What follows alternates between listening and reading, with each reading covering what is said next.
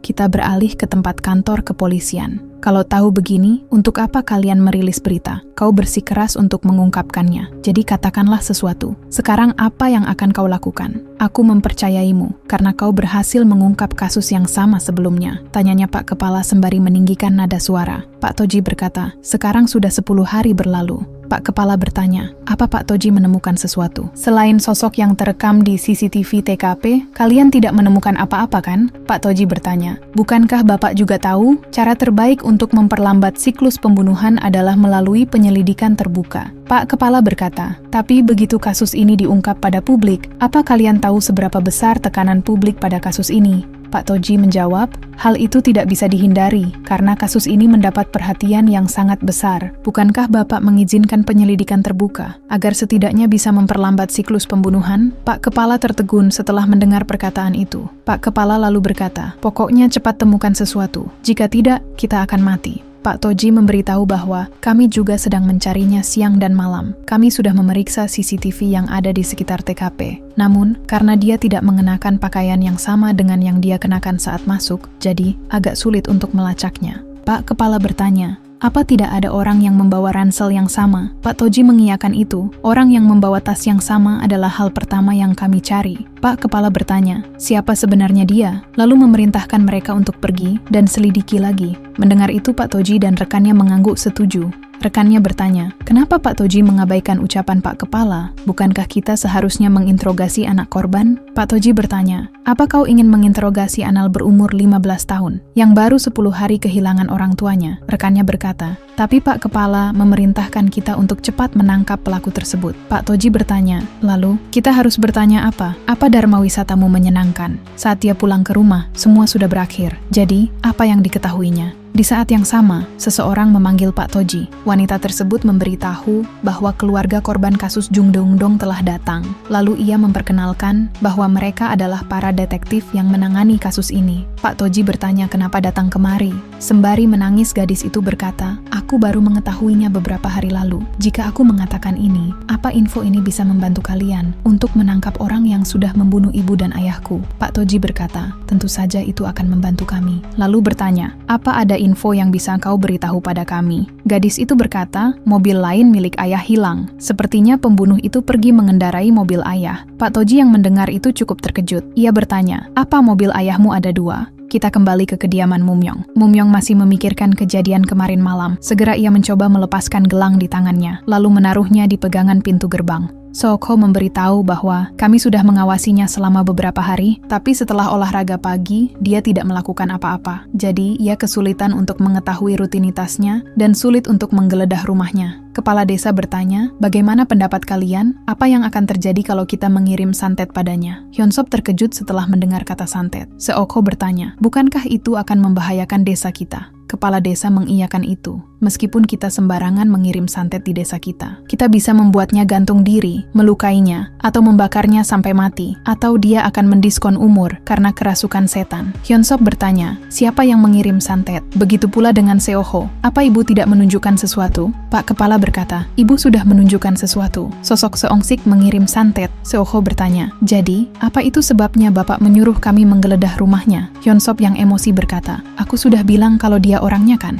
Ibu tidak menunjukkan bahwa pada siapa dia mengirim santet, dan Seongsik tidak memiliki alasan untuk melakukan hal seperti itu pada pendatang baru itu kan? Aku sangat berharap itu bukan warga kita. Jadi, aku menyuruh kalian untuk menyelidiki pendatang baru itu. Pajong juga memiliki pikiran yang sama, sehingga kau menuduhnya kan? Kalaupun dia mengirim santet, dia tidak akan mengirim santet padamu kan? Hyunsop, ucapnya kepala desa. Mendengar itu membuat Hyunsop bergemetar ketakutan. Hyunsop bertanya, apa ada cara untuk menghalangi santet? Kepala desa berkata, hal itu bisa dilawan. Jika memiliki niat kuat untuk membunuh, roh jahat bisa dicegah dengan niat membunuh. Hyunsop bertanya, apa hal itu bisa dilakukan? Kepala desa tertawa setelah mendengar itu, lalu ia berkata, jangan takut Hyunsop, bukankah Seongsik sudah pergi ke surga? Pokoknya, selidiki semua orang dimulai dari pendatang baru itu. Aku yakin Seongsik telah dibunuh. Saat kalian keluar, bawalah sekotak minuman bacos. Mendengar kata bacos, Hyunsop yang awalnya ketakutan seketika menjadi senang. Hyunsop bertanya-tanya, apa ini nyata? Hyunsop berkata, hari ini hari yang baik. Bagaimana kalau kita pergi ke sana lagi? Seoho terdiam sebentar. Ia melirik ke minuman bacos yang ada di di tangannya. Sembari tersenyum, Seokho berkata, "Ayo kita pergi."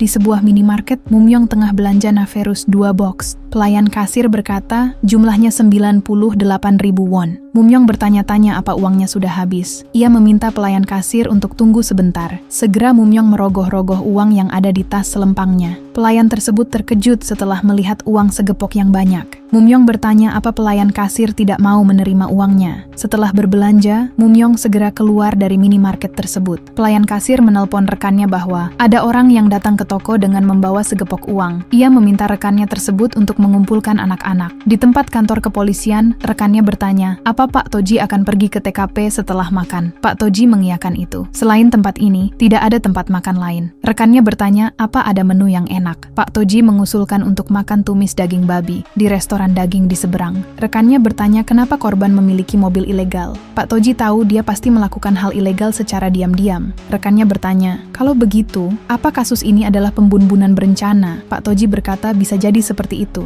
Terlihat Seokho dan Hyunsop tengah menaiki taksi. Supir taksi berkata bahwa harganya 18.000 won. Seokho meminta supir tersebut untuk jalan lagi. Hyunsop bertanya kenapa harus jalan lagi, padahal kita sudah sampai tujuan. Seokho meminta Hyunsop untuk melihat kaca spion. Setelah melihat kaca spion, Hyunsop jadi mengerti, ternyata di belakang ada Mumyong yang sedang mencari taksi. Mumyong melambaikan tangan meminta taksi untuk antarkan dirinya. Namun, mobil taksi tersebut melaju, tidak menghiraukan Mumyong yang barusan memanggilnya. Hyunsop bertanya, kalau pergi sekarang, apa kita akan ada kesempatan lagi? Seokho berkata, ia tidak tahu kapan kesempatan itu akan datang lagi, kalau bukan sekarang. Mumyong hanya bisa menghela nafas setelah taksi mengabaikannya. Di belakangnya terlihat para berandalan tengah memantau Mumyong. Rekannya bertanya apa Pak Toji tidak akan masuk. Pak Toji berkata, ia akan nyebat dulu sebentar. Setelah nyebat, ia akan menyusulnya. Pak Toji menikmati rokok 76 apelnya dengan tenang. Namun, pandangannya teralihkan dengan seseorang yang ada di seberang jalan. Ternyata, Pak Toji tengah memperhatikan Mumyong yang berjalan sembari membawa koper besar. Mumyong tersenyum psikopat, menandakan ia tahu sedang dibuntuti oleh para berandalan. Pak Toji menghembuskan asap 76 apelnya dengan lembut, sorot matanya tertuju pada Mumyong yang dibuntuti sekelompok berandalan.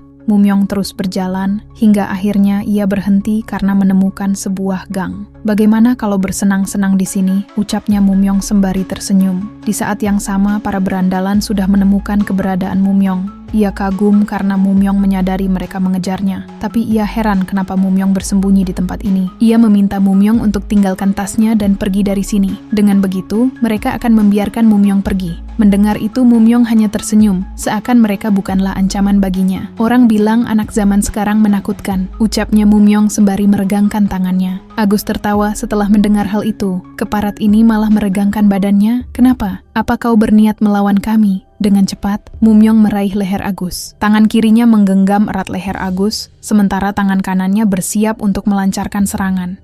Tanpa bisa menghindar, Agus menerima uppercut dari Mumyong cukup keras. Tak tinggal diam, Mumyong segera menendang kaki Agus hingga Agus kehilangan keseimbangan. Tubuh besar Agus terjatuh ke tanah cukup keras. Ia mengerang kesakitan. Agus yang marah bertanya, kenapa mereka hanya diam saja? Dengan cepat, Mumyong melancarkan serangan tepat ke kepala Agus hingga membuatnya kehilangan kesadaran. Mumyong bertanya siapa berikutnya yang akan ia marahi. Si rambut kuning terkejut karena Agus berhasil ditumbangkan. Si rambut merah meminta untuk cepat keluarkan pisau. Hei, aku menyuruhmu untuk meninggalkan tas dan pergi kan? Kenapa kau tak mendengarkan kami? Tanyanya pria berkacamata. Mumyong sedikit terpukau karena perlahan situasi berubah dari kekerasan menjadi kejahatan. Di saat yang sama, seseorang berteriak meminta mereka untuk berhenti. Melihat itu, pria kacamata meminta paman itu untuk pergi dari sini. Pak Toji berkata, ia orang yang tidak bisa membiarkan hal ini begitu saja. Pria berkacamata sangat kesal. Ia bertanya apa paman seorang polisi. Pak Toji mengkonfirmasi hal itu. Ia segera mengeluarkan kartu tanda polisi. Mereka sudah melakukan penyerangan secara berkelompok, kekerasan khusus. Pak Toji lalu bertanya kepada Mumyong, Pak, apa yang membuat Bapak diancam oleh mereka? Mendengar itu, Mumyong berkata, mereka mengancam saya dengan senjata dan berniat merampok uang saya. Pak Toji berkata, lebih dari 2 orang serta menggunakan senjata. Mereka semua ditahan atas tuduhan kejahatan perampokan berat. Segera pria berkacamata berlari ke arah Pak Toji sembari berkata, apa yang kalian lakukan? Singkirkan dia terlebih dulu. Pak Toji melanjutkan,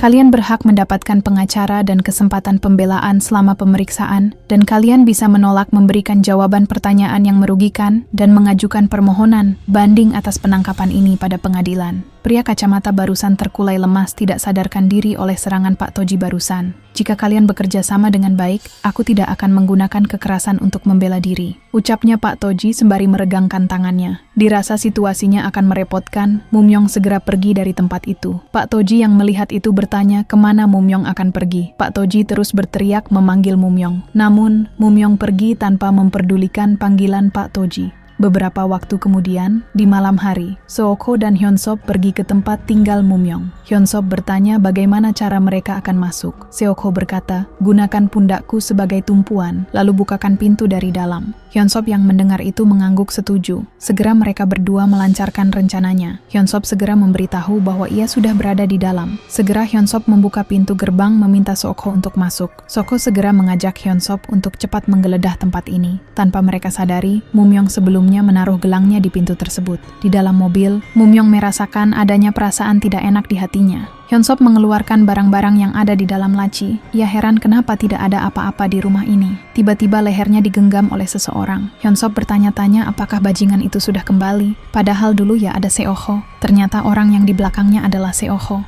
Hyunsop sangat terkejut karena ia kira bajingan itu sudah kembali. Hyunsop bertanya apa ada sesuatu di luar. Apa kau ingin menyebarkan rumor kalau ada orang yang menggeledah rumahnya? Kenapa kau membuat kekacauan seperti ini? Kalau begini, lebih baik kita mendobrak pintunya. Untuk apa kau melompati pagar? Tanyanya Seokho kepada Hyunsop. Hyunsop yang mendengar itu berkata, ia akan segera merapikannya. Seokho berkata, kita tidak punya waktu. Lalu ia meminta Hyunsop untuk rapikan, sama seperti sebelum dia mengacaukannya. Lalu keluarlah. Hyunsop yang mendengar itu meminta Seokho untuk tidak khawatir. Segera Seokho keluar yang sembari membanting pintu cukup keras. Hyunsop hanya tersenyum setelah mendengar hal itu. Saat Seokho sudah keluar, ia mengerutkan dahinya karena kesal. Sopir taksi berkata, sepertinya ada sesuatu di depan. Mumyong bertanya apa bapak bisa berhenti sebentar di depan. Pak sopir bertanya apa Mumyong ingin melihat apa yang terjadi. Mumyong mengiyakan hal itu. Ia juga ingin merokok sebentar. Para polisi sudah berkumpul untuk mengamankan TKP. Terlihat mobil yang Mumyong ceburkan ke sungai sudah ditemukan oleh pihak kepolisian. Mobil tersebut berhasil diangkat keluar menggunakan alat berat. Pak sopir terkejut karena mereka menarik keluar sebuah mobil. Seorang petugas meminta mereka untuk tidak mendekati TKP. Mumyong mengiyakan hal itu. Ia tidak akan mendekat, ia hanya ingin melihat apa yang terjadi. Setelah melihat itu, Mumyong segera mengajak Pak sopir untuk segera pergi. Pak sopir yang mendengar itu mengiyakannya. Pak sopir heran, kenapa mobil itu bisa berada di sungai? Lalu ia bertanya, apa Mumyong pergi menuju desa Gwichon? Mumyong mengiyakan hal itu. Mumyong memanggil Pak supir hingga membuat Pak supir terkejut. Mumyong meminta Pak supir apa bisa untuk menunggu sebentar saja. Pak Toji yang sudah sampai di TKP bertanya, apa mobilnya sudah diderek keluar? Seorang petugas mengiyakan hal itu. Pak Toji bertanya, omong-omong bagaimana kalian menemukan mobilnya? Padahal tidak ada kamera di sekitar tempat kejadian hingga radius km. Rekannya berkata, kita sudah melakukan pengejaran, tapi ia mengira akan benar-benar sulit untuk melacaknya. Pak Toji yang mendengar penjelasan barusan memuji rekannya itu.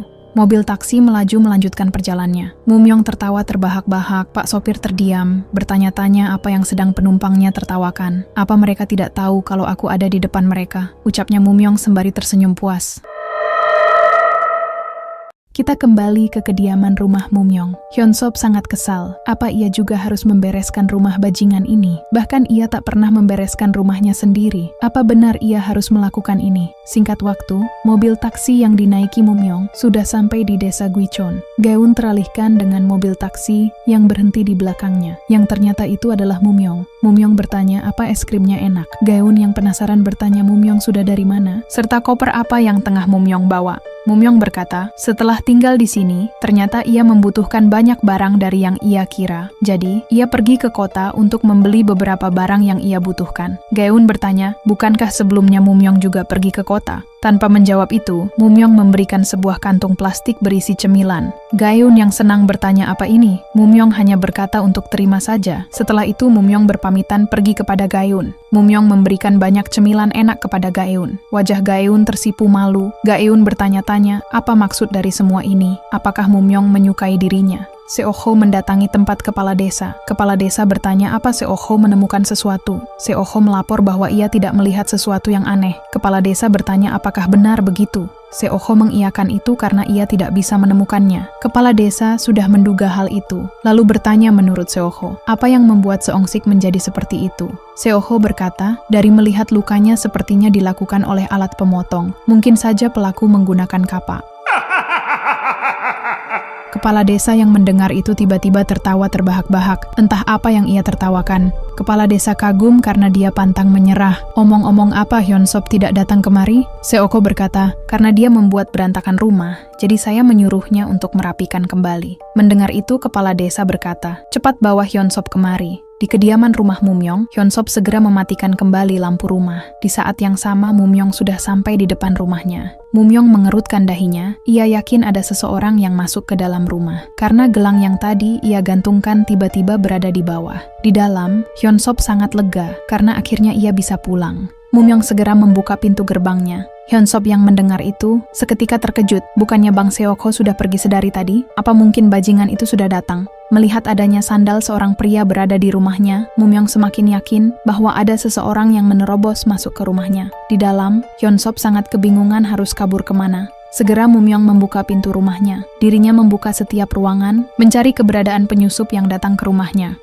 Di ruangan kamar mandi terdengar suara aneh. Mumyong yang mendengar hal itu seketika menoleh ke arah suara itu berasal. Terlihat Hyunsop mencoba keluar dari jendela kamar mandi. Mumyong yang sampai di kamar mandi tersebut bertanya, siapa kau? Segera Mumyong berlari, sembari merentangkan tangannya, bermaksud untuk menangkap orang asing tersebut. Tangan Mumyong mencoba meraih Hyunsop yang mencoba kabur. Sayangnya Hyunsop berhasil lolos dari tangkapan Mumyong. Hyunsop sangat kesal setelah terjatuh cukup keras dari atas. Meskipun tubuhnya merasakan encok, Hyunsop segera berdiri meskipun tertatih. Hyunsop semakin kesal karena Mumyong masih mengejarnya. Melihat itu Hyunsop segera berlari menyelamatkan dirinya dari Mumyong. Hyunsop semakin panik setelah melihat Mumyong yang hampir mendekatinya. Tangan Mumyong mencoba meraih Hyunsop yang sedang berlari. Akhirnya tangannya sampai untuk meraih kerah baju Hyunsop. Dengan penuh tenaga, Mumyong menarik kerah baju Hyunsop hingga membuat tubuh Hyunsop terhempas ke tanah cukup keras. Rupanya kau ya, kenapa kau masuk ke rumahku? Tanyanya Mumyong sembari bersiap untuk memukuli Hyunsop.